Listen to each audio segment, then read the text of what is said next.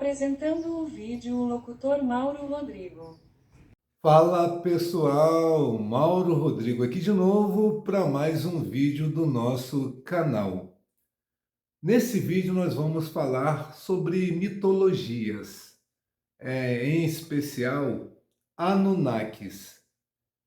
Essa mitologia ali na região onde é o Oriente Médio, Babilônia, Suméria, surgiu ali, não é? Que eu vejo que é o berço das mitologias em geral e também das religiões. Eu comecei com esse interesse porque na época da escola, a minha mãe era professora e ela por muitos anos deu aula de história. E ela tinha livros em casa. E eu ficava fuçando esses livros. E num desses livros eu pude observar, bem jovem, eu tinha 4 ou 5 anos, a similaridade entre deuses de várias culturas diferentes. Eu comecei com os deuses greco-romanos, onde Zeus era o mesmo Júpiter, a Hera era a mesma Juno, e assim por diante. Vários deuses similares eram os mesmos deuses com nomes diferentes. Aí o pessoal fala que, no vídeo inclusive, que vocês vão ver aí, que até a mitologia nórdica, Odin era similar a Zeus, deus dos relâmpagos. Assim como Thor, filho de Odin, também tinha essa alcunha. Só que eles dizem que era por conta da proximidade. Aí, nesse vídeo que vocês vão ver, eles não sabem tudo, assim como ninguém sabe tudo. Mas aí eu pergunto, Tupã, aqui no Brasil, alguns historiadores dizem que não era considerado um deus, era considerado uma força da natureza. Mas não, é gente querendo papagaiada. Na verdade, Tupã era o deus dos relâmpagos e era o deus criador. Assim como Odin, Júpiter, Zeus, era similar e não tinha contato. Essa civilização aqui não tinha contato com a civilização da Europa e nem da África, que também tem deuses equivalentes. A mitologia egípcia tem esses deuses equivalentes também. Eu já escrevi um dicionário com relação a deuses, porque é um assunto para mim interessante. Tanto que os quadrinhos, que foi a minha paixão inicial, é baseada em mitologia também, se você prestar atenção. Tem correspondentes heróis que parecem com esses deuses. Estão entendendo, não é? O vídeo de hoje, inicialmente, seria uma outra coisa. O Astolfo e a namorada dele prepararam um outro assunto, falando de relacionamento. Só que eu, malandramente, achei estranho e fui observar qual era o assunto. E o assunto parecia a minha história. E ele queria que eu colocasse essa história. Então, eu vou falar o seguinte: Astolfo, você tem a permissão de apresentar vídeos sozinho, sem a minha participação. Aí você pode contar histórias de relacionamento, de amor. Eu não estou com raiva de amor, não estou com ranço disso, não. Pode fazer, eu só não vou fazer comentários. O Astolfo é engraçado, não é? Se eu for falar em exposição, eu posso contar dos seus casos, porque o Astolfo, gente, eu já conheço ele há mais de 10 anos. A gente participava de um jogo de super-heróis, não é? E eu tinha um apelido, tinha o nome do meu personagem, mas eu tinha um apelido. Eu era chamado carinhosamente pela galera de O Kryptoniano. E o Astolfo, agora você falou em me expor, agora também eu vou te expor, né, parceiro? O apelido carinhoso que deram para o Astolfo, eu vou dizer aqui agora para vocês. E é engraçado. O apelido dele era Peido, mas não era porque ele fazia isso, não. Ele não tinha problema de gases, não, tá, gente? É porque o nome dele, a galera associava ao som que esse negócio faz, não é? Astolfo. Aí a turma pegou no pé dele e apelidou ele de O Peido. E ficou, o apelido pegou. E ele pegou pilha, você não pode pegar pilha. Se pegar pilha, o apelido fica.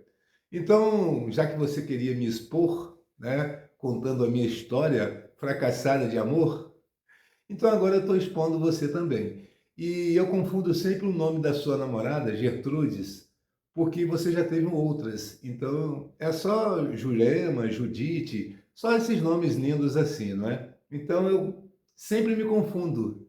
Agora eu estou expondo você mais uma vez. Graças a Deus você foi abençoado agora dessa vez. Mas preste atenção, esse negócio de amor, eu só acho que relacionamento dá certo quando os dois se amam. Se um dos dois não amar, não dá certo. E eu estou dizendo isso para você, Astolfo, e para todo mundo, que só invista em relacionamento que os dois se amam, porque não vai dar certo. Eu já tentei ficar com mulheres que me amam, ou estão apaixonadas por mim, ou dizem que sentem algo por mim, sem eu sentir. Então não dá certo. Vai por mim. É por isso que é um assunto que eu evito falar. Mas não tenho raiva. Eu acho o amor lindo. Eu recebi duas propostas recentemente de mulheres que dizem que me amam, que gostam de mim. Só que eu não tenho sentimentos e eu não vou mentir.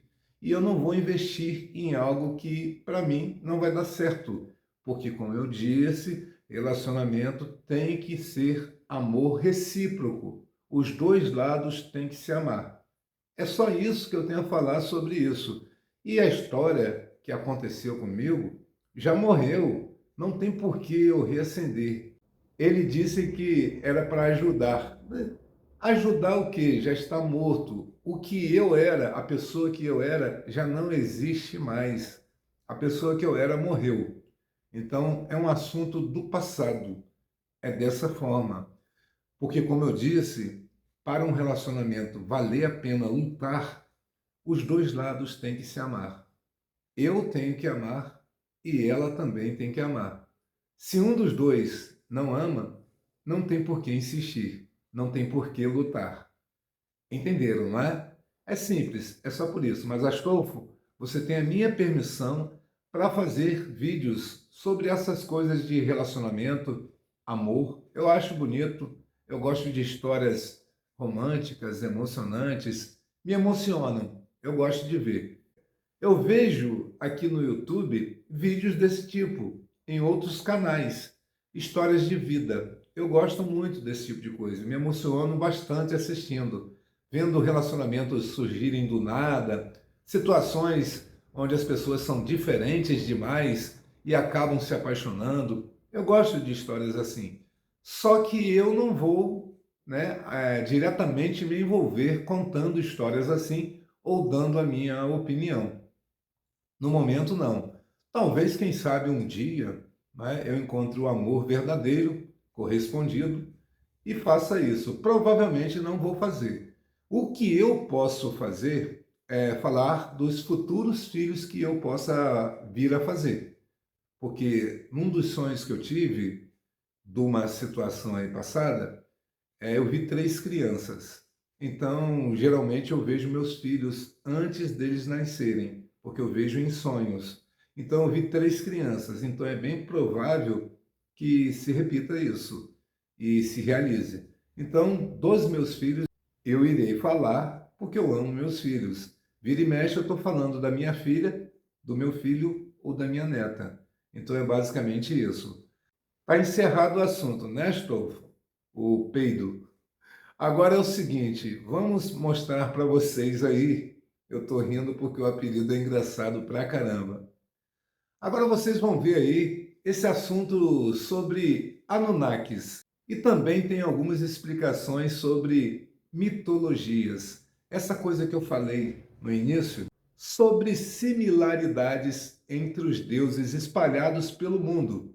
Então você presta atenção aí que o áudio é bem interessante sobre esse assunto curioso. Assiste aí. Os Anunnaki, Danuna, Danunnaki 4 né, ou Danunna, literalmente, filho, S, de Anu, são um grupo de divindades na mitologia suméria, acadiana e babilônica, com significado que pode ser entendido como descendência da realeza, ou prole do príncipe. Segundo a Wikipédia, são frequentemente associados a uma raça alienígena que teria colonizado a Terra e criado os seres humanos através de alterações genéticas, de acordo com algumas interpretações. Elaboração. 1. Origem e significado. O termo Anunnaki vem da língua suméria e significa filhos de Anu, sendo An o deus do céu na mitologia suméria. 2. Papel na mitologia. São considerados deuses poderosos e importantes, descendentes de An, e são frequentemente associados aos 7 deuses que decretam. 3. Interpretações modernas. Algumas interpretações modernas, como a de Zecharia Sitchin, sugerem que os Anunnaki eram uma raça alienígena que veio à Terra em busca de ouro e que teria modificado geneticamente os seres humanos para servi-los. E 4. Importância cultural. A história dos Anunnaki e sua relação com a criação da humanidade é um tema popular em diversas áreas, desde a pseudociência até a ficção científica, com livros, filmes e documentais que exploram essas ideias. Na Bíblia, o termo Anunnakis não é mencionado diretamente. No entanto, há uma teoria que associa Anunnakis, divindades da mitologia suméria, com os filhos de Deus, mencionados em Gênesis 6:02, que se casaram com as filhas dos homens, resultando em gigantes, Néfites. Quem são os Anunnakis? Nos primeiros textos, o termo é aplicado às divindades mais poderosas e importantes do panteão sumério, os descendentes do deus Cel. Este grupo de divindades provavelmente incluía os 7 deuses que decretam An-Enlil, Enki, Nin-Orsag, Nena, Utu e Inanna. Elaboração. Anu, o deus do céu, considerado o pai dos deuses. Enlil, o deus do vento e da tempestade, também ligado à terra e à fertilidade. Enki, deus da água, da sabedoria e da cultura humana. Nin-Orsag, deusa da terra, da fertilidade e da agricultura. Nena, deus da lua, pai de Utu. Utu, deus do sol, filho de Nena. Inanna, deusa do amor, do sexo e da guerra. A correlação entre deuses de diferentes mitologias é um tema central na mitologia comparada, que explora as semelhanças e diferenças entre as histórias e divindades de diversas culturas. Essa análise permite entender como os mitos evoluíram e foram adaptados ao longo do tempo, além de revelar possíveis origens comuns para algumas crenças e divindades. Elaboração. 1. Semelhanças e diferenças. A mitologia comparada busca identificar as semelhanças e diferenças entre os mitos e deuses de diferentes culturas. Por exemplo, a figura de um deus criador pode ser encontrada em várias mitologias, como Odin na mitologia nórdica, Zeus na mitologia grega, ou Obatalá na mitologia iorubá. No entanto, as características e os atributos desses deuses podem variar consideravelmente. 2. Origens comuns. A análise comparativa pode revelar possíveis origens comuns para certos mitos e divindades. Acredita-se que a mitologia nórdica e grega, por exemplo, compartilham raízes proto-indo-europeias, o que explica algumas semelhanças entre os deuses e as histórias das duas culturas. 3. Evidência de influência cultural. A mitologia comparada também pode identificar a influência de uma cultura sobre outra. Por exemplo, a mitologia romana apresenta muitas semelhanças com a grega, indicando que os romanos foram influenciados pela cultura grega, incluindo a adoção de seus deuses, com alguns ajustes de nomes e atributos. 4. Estudo do desenvolvimento religioso e cultural. A comparação entre os mitos de diferentes culturas permite traçar o desenvolvimento das religiões e das culturas ao longo do tempo. Ao analisar as mudanças e adaptações que os mitos sofreram, é possível entender como as crenças e os valores de uma sociedade se transformaram. E 5. Aplicações acadêmicas. A mitologia comparada é utilizada em diversas áreas acadêmicas, como a antropologia, a história, a filosofia e a psicologia. Os estudos sobre os mitos podem fornecer insights sobre a natureza humana, a evolução da consciência religiosa e os mecanismos sociais que sustentam as crenças culturais. Bom, pessoal, eu acho que as explicações foram bem razoáveis, né? Bem esclarecedoras, e eu entendo que vocês vão passar a pesquisar sobre isso aí, né? Para enriquecer mais ainda o seu conhecimento e vocês entenderem as similaridades que existem na maioria das culturas no nosso planeta. Tem mais coisa parecida do que diferente.